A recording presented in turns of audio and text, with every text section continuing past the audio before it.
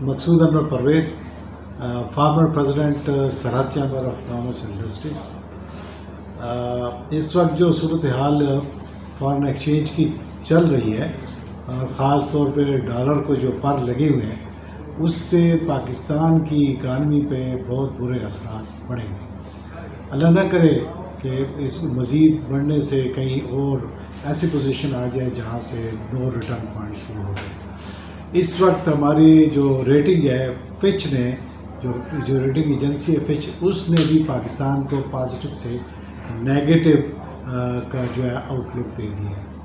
تو یہ ایک ایسی سچویشن ہے کہ جو کہ الارمنگ ہے۔ تو اسی وجہ سے چونکہ یہ ڈالر کی اونچی اڑان کی وجہ سے اسٹاک ایکسچینج میں بھی بدترین مندی جو ہے دیکھی گئی ہے۔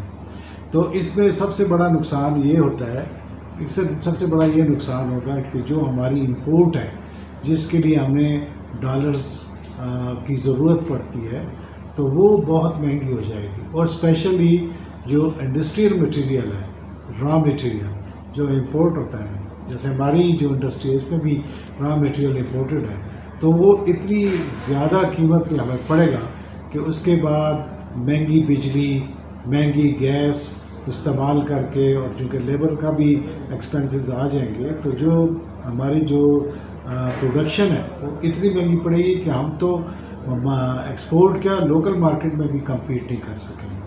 تو اس لیے لوکل مارکیٹ میں چونکہ چائنا کا ادھر ادھر کا مال بتیرا پڑا ہوا ہے، تو ہماری جو لوکل پروڈکشن ہے اس کا جو ہے کمپٹیشن کرنا تقریباً ناممکن ہو جائے گا۔ تو یہاں کی انڈسٹریز جو ہے اس کو جو ہے بوسٹ کرنے کے لیے کوئی اسپیشل انسینٹیو کی ضرورت ہے، جو کہ موجودہ گورنمنٹ جو ہے وہ اس طرف کوئی آ ہی نہیں رہی، بلکہ جو کوئی انسینٹیو تھے بھی تو وہ بھی جو ہے واپس لے لیے گئے۔ تو اس لیے یہ کوئی صورتحال بڑی گمبھیر سی سچویشن ہے۔ تو اس میں کوئی میریکل ہی ہو سکتا ہے، کوئی معجزہ ہی ہو سکتا ہے کہ ہم لوگ پھر اپنے پرانے ٹریک پہ چلے جائیں، واپس چلے جائیں، اور ڈالر کہیں جو ہے نا یہ 200 کی حد سے نیچے چلا جائے۔ یہ ایسا ہو گیا تو یہ ایک بہت بڑی بلیسنگ ہوگی، لیکن ایسے فی الحال نظر نہیں آ رہا۔ تو یہ صورتحال ہے۔ اب آپ دیکھیں کہ اس طرح کی صورتحال میں کون سا ملک جو ہے ترقی کر سکتا ہے۔ تو ترقی نہیں، نیگیٹو۔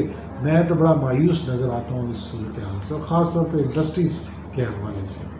تو باقی رہ گیا جو کرنٹ سچویشن ہے، اگر جب تک پولیٹیکل اسٹیبلٹی نہیں ہوگی تو اس وقت یہ ساری صورتحال جو ہے اسی طرح رہے گی۔ تو اس ملک کو اب پولیٹیکل اسٹیبلٹی کی ضرورت ہے۔ تو وہ کیسے ہوگی، یہ کام تو جو صاحب اقتدار لوگ ہیں انہوں نے کرنا ہے۔ تو ان کو جو ہے پوری طرح اس کے متعلق سوچنا چاہیے، اور یہ آپس کی جو لڑائیاں، پولیٹیکل لڑائیاں، اس کی بجائے ان کو مل بیٹھ کر یہ سوچنا چاہیے کہ اس ملک کے لیے کیا بہتر ہے۔ تو وہ پالیسیز آنی چاہیے۔ تو جب وہ انشاءاللہ اس طرح کا ماحول بن جائے گا تو پھر انڈسٹری بھی ترقی کرے گی، اور لوگوں کے لیے یہ سہولتیں بھی پیدا ہوں گی، روزگار بھی پیدا ہوگا۔ تو یہ ساری چیزیں ایسی ہیں۔ اور دوسری بات میں یہ کہوں کہ ہمیں جو ہمارے بجلی کے کارخانے ہیں، کوشش یہ کی جائے کہ وہ جو ہے ہائیڈل جنریشن کی طرف جائے جائے، کیونکہ پانی سے جو بجلی پیدا ہوتی ہے وہ سستی بجلی ہوتی ہے، جبکہ دوسرے جو ذرائع ہیں آلٹرنیٹیو، جیسے کوئلے سے آئی ہے، گیس سے آئی ہے، فرنس آئل سے ہے، وہ تو کافی مہنگی بجلی پڑتی ہے۔ تو وہ اسی طرح اگر بجلی مہنگی ہوگی تو وہی پروڈکشن مہنگی ہوگی۔ تو گورنمنٹ کو چاہیے کہ اس طرف توجہ دے، اور جلدی سے جلدی جو ہمارے پائپ لائن میں جو ہائیڈرل جنریشن کے پاور اسٹیشنز ہیں ان کو مکمل کرنے کی کوشش کرنی چاہیے۔ میں تھوڑا سا اس میں مایوس اس لیے ہوں کہ اس دفعہ بھی جو بجٹ میں پیسے رکھے گئے ہیں ہائیڈرل جنریشن کے لیے، وہ اتنے نہیں رکھے گئے جو کہ رکھنے چاہیے تھے۔ تو ہمارے ڈیم جن کے لیے جو تاریخیں مقرر ہے کہ وہ اس میں کمپلیٹ ہو جائیں گے، تو ان کا کمپلیٹ ہونا کافی مشکل ہے۔ تو اس لیے دیکھیں، گورنمنٹ کو ذرا پوری طرح اس پہ سنجیدگی سے سوچنا چاہیے، اور ایسا لاہم اختیار کریں جس کی وجہ سے انڈسٹری کو سستی بجلی مہیا ہو سکے۔ اسی طرح گیس کا معاملہ بھی ہے۔ اور جہاں تک عوام کی بات ہے تو عوام بیچاری تو ہر وقت اسی مسئلے میں پڑی رہتی ہے کہ بھئی آج بھی مہنگائی ہے، آج جا کے وہ ایک چیز خریدتے ہیں 100 روپے کی ہے تو کل وہ جو ہے 120 کی ہوتی ہے اور تیسرے دن اور 150 کی ہوتی ہے۔